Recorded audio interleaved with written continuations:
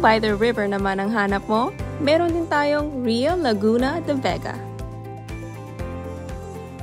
Itong Rio, parang ano lang to, nung time na pandemic, wala kami mapuntahan. Parang pag nandito lang kami, dapat magluto-luto lang dito. Pero pag may mga bisita, naghanap sila ng makainan. Na-start po itong Rio Laguna Restaurant na po ito kasi in-start namin na may pupunta lang yung mga tao may kakainan.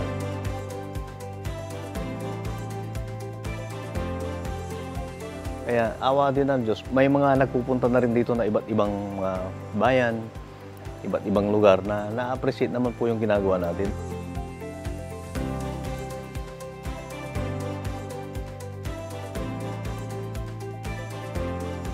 Bukod doon sa water impounding, sana pwedeng maging daanan namin na mapagdugtong namin po ito. Kasi dito sa kabilang bridge naman, puro 1 at saka ito naman puro 7 siya. Kaya naisip na lang po namin bakit hindi, kung pwede naman gawin natin na tourist spot man lang o kahit mapasyalan man lang ng mga tao.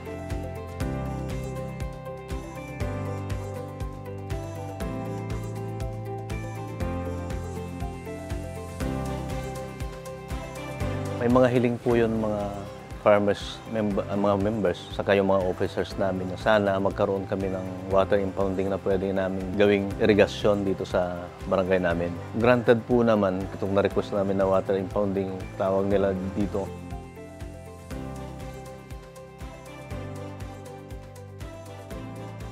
Dahil mayroon tayong na-request din na project sa NIA, yung irrigation natin, mayroon tayong 2 na-request na irrigation pump na going to sa barangay dito sa may barangay Biga, the same time dito po sa amin.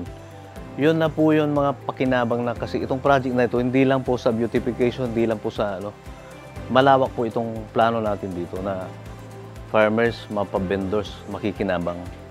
Saka yun mga tao, yung mindset nila ngayon dito, dati ayaw nga pupuntan to kasi likod lang. Ngayon, yung mga tao, gusto na dito.